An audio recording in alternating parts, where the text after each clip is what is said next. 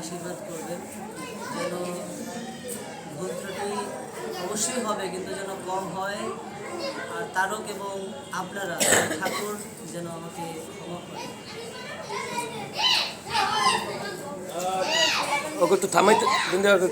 জয় জয় শান্তি মাতা হরিচাঁদ।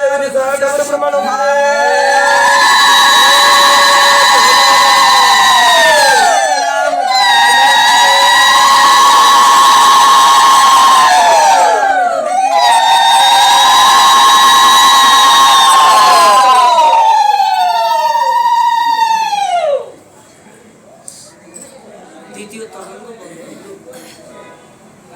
জয় জয় হরিচাঁদ, জয় কৃষ্ণ দাস, জয় শ্রী বৈষ্ণব দাস, জয় গৌরী দাস, জয় শ্রী স্বরূপ দাস পঞ্চ সহোদর, পতিত পাবন হেত হইল অবতার।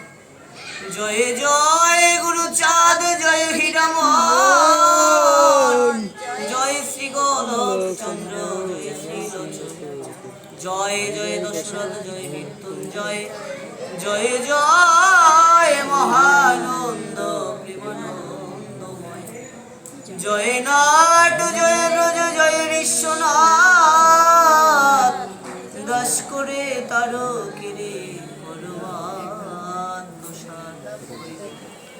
মহাসংকীর্তনে সমন আবির্ভাব। মহাসংকীর্তন যেমন এই জায়গার নাম গুণগান হচ্ছে, ঠিক তদ্রূপ রাউতখামার নামে একটি গ্রাম, যেটা মতুয়াদের নববৃন্দাবন নামে আখ্যায়িত, সেই রাউতখামার গ্রামে ঠাকুরের আগমন। সেখানে নামে প্রেমে মাতোয়ারা হয়ে মহাসংকীর্তনের সৃষ্টি হয়। ঠিক তদ্রূপ ওই মহাসংকীর্তনের সমনকে, যিনি আমাদের আত্মাকে হরণ করে নিয়ে যায়, সেই সমনের আবির্ভাব কোথায়? এই মহাসংকীর্তনের ভক্তের মাঝে। ঠাকুরের আগমন রাউতখামারে, হরি সংকীর্তন হয় প্রতি ঘরে ঘরে, প্রভু সঙ্গে ফিরে ভক্ত সকল সময়, হাসে কাঁদে নাচে গায়ে প্রফুল্ল হৃদয়। ওরা কান্দি হতে যান রাউতখামার, মাস পক্ষ সপ্তাহ থাকিয়া যান ঘর, প্রভু অল্প সময় থাকেন নিজ ঘর, বেশি থাকে মল্লকাদি রাউতখামার। নিজ ঘর কোথায়? ওরা কান্দি। সেই জায়গার থেকে রাউতখামার এবং মল্লকাদি দুইটা পাশাপাশি গ্রাম, খুব কাছাকাছি। এই জায়গাটাতেই বেশি থাকা। রাউতখামারকে হীরামন তার প্রিয় ভক্ত ছিল, আর মল্লকাদি ছিল মৃত্যুঞ্জয় বিশ্বাস। এই দুইটা জায়গাতেই বেশি আনাগোনাটা ছিল ঠাকুরের। মল্লকাদি মৃত্যুঞ্জয় ভক্ত শিরোমণি, কাশীশ্বরী নাম ধরে তাহার গৃহিণী, তাহার সেবায় বাধ্য প্রভু অপর ঋষি, প্রভু সেবা কার্য করে যেন সেবা দাসী। ঠাকুর আসলে মৃত্যুঞ্জয়ের যিনি সহধর্মিণী কাশীশ্বরী, তিনি তাকে ঠাকুরকে সেবা করত, মনে হতো যেন ঠাকুরের সেবার দাসী সেই কাশীশ্বরী। 2-3 দিন কিংবা সপ্তাহ পর্যন্ত মৃত্যুঞ্জয় ভবনে থাকিলে শান্তিকান্ত। কখনো 2-3 দিন, কখনো সপ্তাহ, এক সপ্তাহ এক লাগাতারে থাকতো ঠাকুর। মল্লকাদি রাউতখামার দুই গ্রামে থাকিতেন যতদিন সদামত্ত প্রেমে, যেদিনও থাকে না প্রভু যাহার ওয়ালায়, তাহার হইতো চিত্ত প্রেমানন্দময়। আন কথায় আন শব্দ না ছিল কেমন, ঘরে ঘরে পরস্পরে সদা পরিমল। প্রত্যেকটা লাইন থেকে আমাদের শিক্ষা পাওয়া উচিত এবং নেওয়া উচিত। শুধু শুনে গেলেই হবে না, মানে কিছু কিছু অন্তত আমাদের আয়ত্ত করা উচিত। যেমন কি ঠাকুর যেখানে যেই গৃহে থাকতো, ওই গৃহকর্তা প্রেমে প্লাবিত হতো, এবং ওই সারা রাত্র ওই গৃহে হরিনাম গুণগণ চলতো।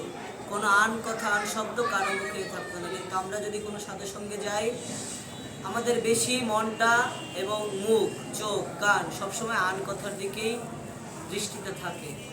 কে কোথা থেকে আসলো, কে কি করলো, কার কোথায় কি, মানে সবসময় বাহ্য বাহ্যিক চিন্তা নিয়ে থাকি, মাত্র 2-3টা ঘন্টার জন্য আমরা সাথে সঙ্গে আসি বা এই হরিভক্তের মাঝে আসি। এই 2-3টা ঘন্টা আমরা নীরবে কে কি গান করে, কে কি বলে, মানে আমার কথা আমি বলি না, যে কোনো ব্যক্তি হোক, হয়তোবা ছোট কারো দ্বারাও ভালো কিছু হতে পারে বা বড় কারো দ্বারাও, মানে শিক্ষার কোনো শেষ নেই, পাওয়ারও কোনো শেষ নেই। ছোট একটা পিপিলিকা সেও কিন্তু বড় একটা প্রাণীর উপকার করতে পারে। ঠিক তদ্রূপ সাধুসঙ্গে যতক্ষণ আমরা থাকবো, নাইরিক মহোৎসব একটা উপাখ্যানা ছোটার ভিতরে ঠাকুর বলছিল, তোরা যতক্ষণ মহোৎসব করবি কোনো আন কথা কাউকে বলতে দেবে না, যতক্ষণ থাকবি, যদি বলার মতো কিছু না থাকে তবুও তোরা সবসময় হরি বল তোদের মুখে যেন থাকে সর্বদা। ঠিক তদ্রূপ এখানে ওই রকম কৃষিকার্য কৃষকেরা করে দলে দলে, সতত সবাই মুখে হরি হরি বলে। সারাদিন কৃষিকার্য যারা করে তারাও সবসময় কাজের মাঝে হরিনাম করে। ঠাকুরের বাণী আছে, হাতে করো কাজ মুখে করো নাম। ঠিক তদ্রূপ তারাও সেইভাবে গৃহকার্য সমাধা করিত দিবসেতে, প্রভুর নিকট যেত সন্ধ্যার অগ্রেতে। সারাদিন যার যার গৃহকার্য বা জমির কার্য করতো এবং সন্ধ্যার পরে কাজ শেষে ঠাকুর নিকটে সবাই যেত। যে গৃহেতে ঠাকুরের ভোজন হইত, হইত লোকের ঘটা 2-3 শত। কোনো গৃহকর্তা জানতো না যে আমার কতটুকু পরিমাণ আয়োজন করতে হবে, কার জন্য কি রান্না করব, ওগুলো ভাবতেও হতো না বা হিসাবও করতো না কতজন লোক হবে না হবে। কিন্তু প্রতিনিয়তই যেই ঘরে ঠাকুর থাকতো ওই ঘরে 2 থেকে 300 লোকের আগমন হতো। কৃষ্ণ কথা হরিনাম সংকীর্তন রঙ্গে, সারা রাত্রি কাটাইতো ঠাকুরের সঙ্গে। একঠাই হয়ে লাগে 2-3 শত, নাম সংকীর্তন রঙ্গে রাত্রি কাটাইতো। এই মতো নাম গান হইতো যে স্থান, কেমনে জামিনী গত না থাকিত জ্ঞান। এইভাবে নাম গুণগান হতো। কখন যে সকাল হতো কারো ওই হুশ বা হিতাহিত থাকতো না, সারা রাত ওই একইভাবে সবাই বসে থাকতো, এতটাই মত্ত থাকতো নামের প্রেমে। কখনো হইতো ভানু উদিত গগনে, ভাবে মত্ত তাহা না জানিত কোন জনে। খেয়েছে কি না খেয়েছে তাহা মনে নাই, চৈতন্য হইয়া বলে দাও দাও খাই। সময়ে সময় হেন হইতো উতলা, কেহ বলে ভাই রে খুঁজিল ভব জ্বালা।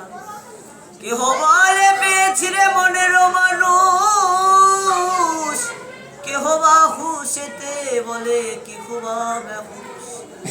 গড়াগড়ি পড়াপড়ি জড়াজড়ি হয়, কেহ কারো গায়ে পড়ে কেহ বা ধরায়। মানে এমন ভাবে রাত্রি কাটাতো, সকাল হলে কারো কারো তৃষ্ণা বা ক্ষুধা পেত, তখন বলতো যে এখন আমি খাই। আবার কেহ কেহ ওই প্রেমে প্লাবিত হয়ে বলতো যে আজ মনের মানুষ পেয়েছি, এতদিন পাই না।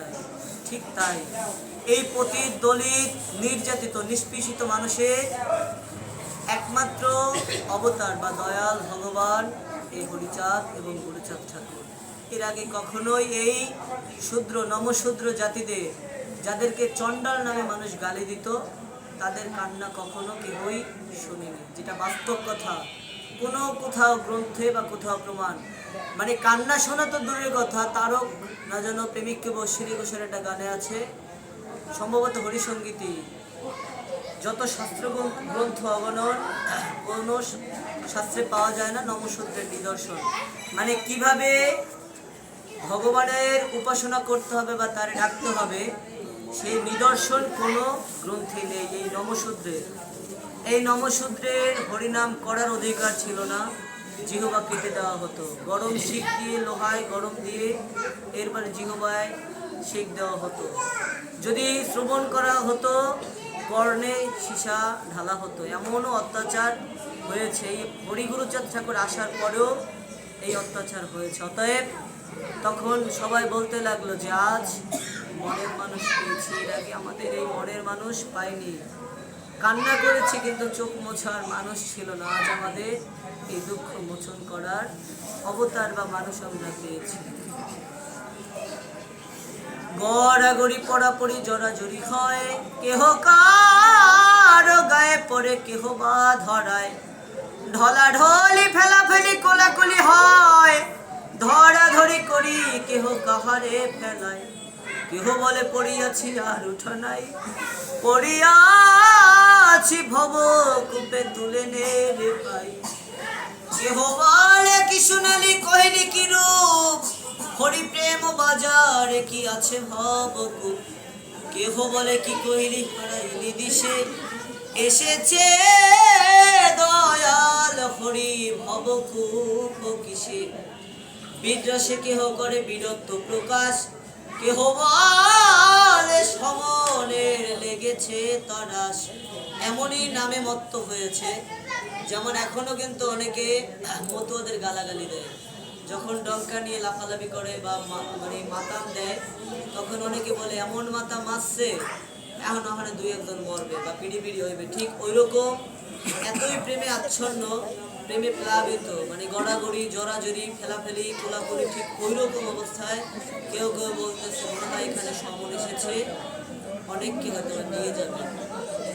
কেহ বলে ওরে ভাই আমি যে সমন, মমত্রাসে নাই তার সার্থক জীবন, কেহ বা প্রলাপ করে হইয়া পুলক, কেহ বলে কিসে তোর জন্ম সার্থক, এত বলে কেহ ধরে সমনের চুল, আজ রে সমন তোরে করিব নির্মূল। ওই সমন যিনি আমাদের প্রাণ নিয়ে যায়, সেই সমন ওখানে কারো ভিতরে আবির্ভূত হয়েছে। তখন বলে তোদের আর ভয় নাই, আমি এসেছি, সমনে এসেছি, তোদের ভয় নাই। তখন যখন ওই সমন বলল তোদের ভয় নাই, তখন একজন গিয়ে সমনের চুল ধরে যে আজ তোকে নির্মূল করবো। এই ঠাকুর এসেছে দয়ালু।